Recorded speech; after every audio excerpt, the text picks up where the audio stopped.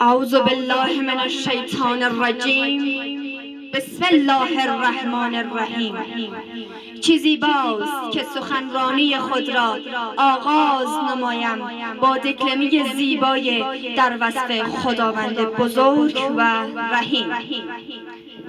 ای خداوند مهربان، تو که نور صبح امید بر دل تاریکمان میتابانی، تو که نغمه پرندگان را به گوش جان ما میرسانی، چگونه زبان به شکرت نگشایم؟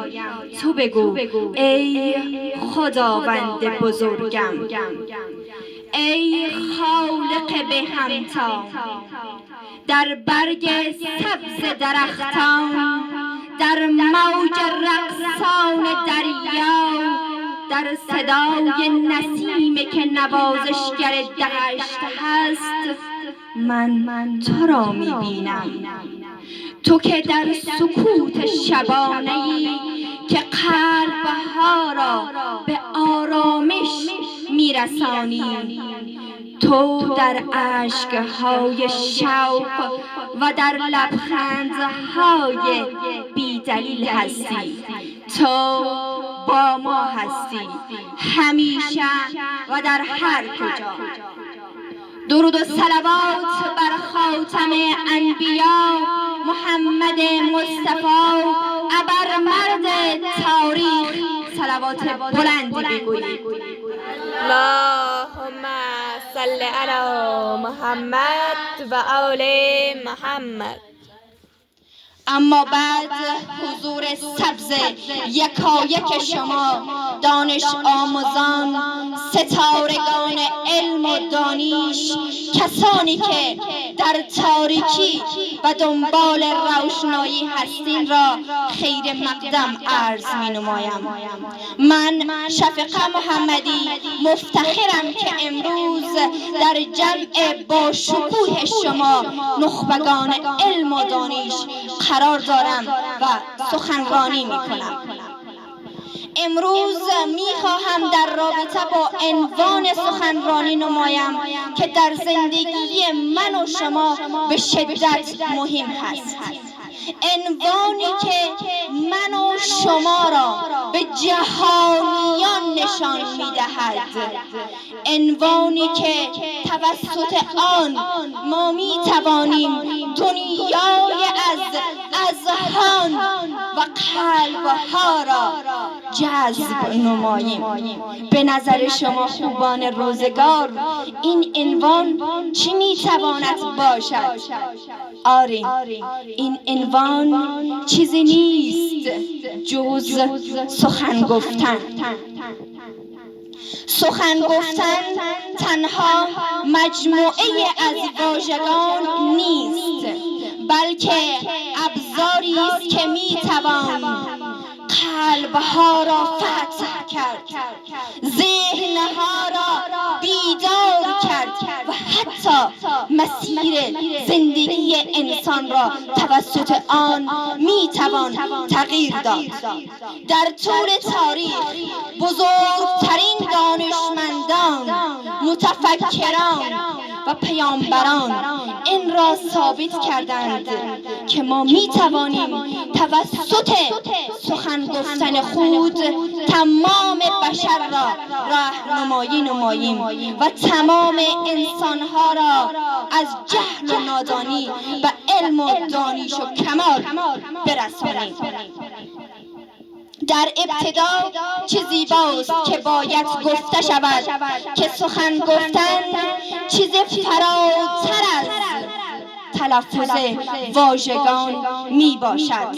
این هنر ارتباط، هنر نفوذ و هنر تأثیرپذیری در زندگی می باشد.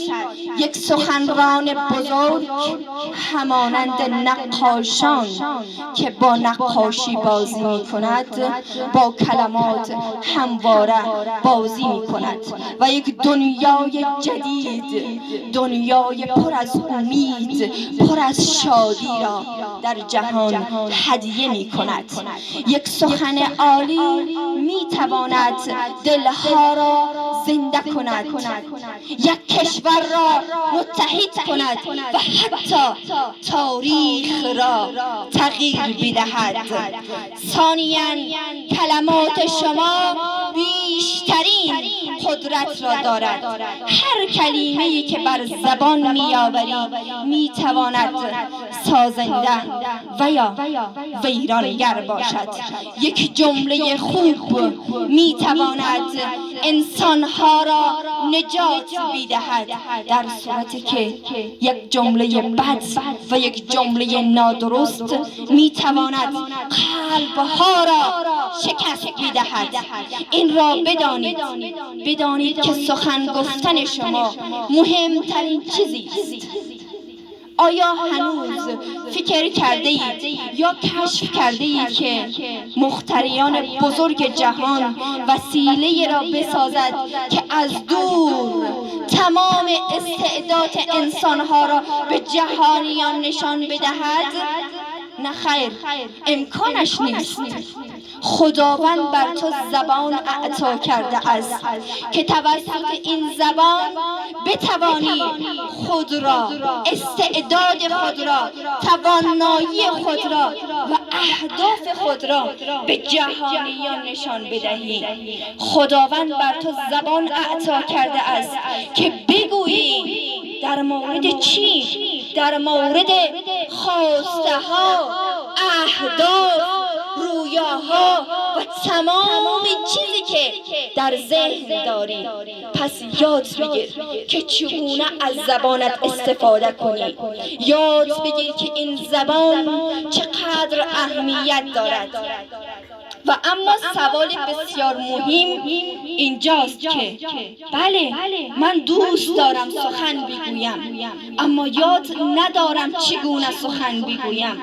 من امروز در اینجا 4 مورد، مهمترین مورد از سخنرانی را برای شما خوبان عرض می دارم که اگر شما این 4 مورد را استفاده کنید و عملی کنید می توانید بهترین سخنور، بهترین سخنگو باشید. اولین مورد این می باشد که باید بدانید که چه می کنید. اگر هدفی از سخن گفتنتان نداشته باشید، این مانند این می باشد که تیر در تاریکی رها کرده باشید. اول باید بدانی که چی می خواهی بگویی و کی می خواهی بگویی و چگونه می خواهی این را بیان نمایی. شرط دوم و مهمترین بخش این است که با احساس صحبت کنید. این را بدانید که مردم به آنچه که شما میگویید گوش نمیدهد، بلکه به احساسی که درون آنها ایجاد میکنید آنها توجه میکند. با احساس صحبت کنید. صدای شما باید مقتدر باشد، با قدرت باشد، با انگیزه باشد. زمانی که شما با احساس صحبت میکنید می توانید تمام مخاطبین و تمام افرادی که به سخنانتان گوش میدهد را جذب کنید. شماره 3، زبان بدن را هرگز فراموش نکنید. سخن گفتن فقط با دهان نیست، با چشمان، با دستان، با حتی با حالت ایستاده شدن شما نیز امکان پذیر است. یک سخنگوی خوب کسی است که تماس چشمی عالی داشته باشد، بتواند با حرکات دست خود موضوع مهم را به مخاطبین بفهماند و همچنان یک سخنران خوب کسی است که با اعتماد به نفس ایستاد شود، با اقتدار سخن بگوید. و مورد چهارم که آخرین مورد می باشد، تمرین و باز هم تمرین. این را به یاد داشته باشین که سخنرانان کسانی هستند که هر روز تمرین کردند. آنها این گونه نیستند که در یک روز سخنرانی 1 ساعت تمرین کرده باشد و تبدیل به سخنور عالی شود. شما هم ناامید نشوید که من مثلا 2 ساعت تمرین کردم ولی اجرای خود را خراب کردم. ببینین سخنرانان عالی کسانی هستند که برای 10 دقیقه آنها 10 ساعت تمرین می کند. پس تویی که تازه اول کار هست، تازه می خواهی سخن گفتن را یاد بگیری، باید شب و روز تلاش کنی تا سخن گفتن را تمرین کرده و عالی تر از امروز و دیروزت باشی. همان گونه که برایتان گفتم، برای تمرین در سخنرانی یک فرمول زیباست. تمرین با هدف با تغییر.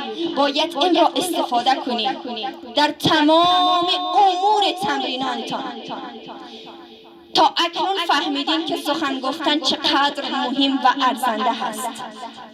اینجا میخواهم داستان واقعی مردی را به شما خوبان بگویم که توسط سخن گفتن خود تاریخ را تغییر داد، تمام انسانهای آن دوران را متحیر کرد. بیاین از ابتدای زندگی این مرد شروع نمایم. در سالهای خیلی قبل در کوچه های شلوغ آلمان مردی بود که هیچ کس او را جدی نمیگرفت. زمان سخنی میگفت همه به او میخندیدند، میگفتند که این چی میگوید. در ابتدا او عاشق نقاشی بود، اما نمیتوانست که امتحان ورودی هنر زیبا را پاس نماید. و اما بعد این مرد خواست که جهان را تغییر بدهد. اول رفت در درون خود دید که من چه توانایی دارم، چه استعدادی دارم که توسط این توانایی و استعداد خود بتوانم دنیا را تکان بدهم. او نه مرد قدرتمندی بود، نه مرد ثروتمندی بود و نه ژنرال بود. او فقط سخن گفتن را یاد داشت، فقط سخن میگفت و قلبها را فتح میکرد. آن مرد کسی نبود جز هیتلر، کسی که جنگ جهانی دوم را به پا کرد.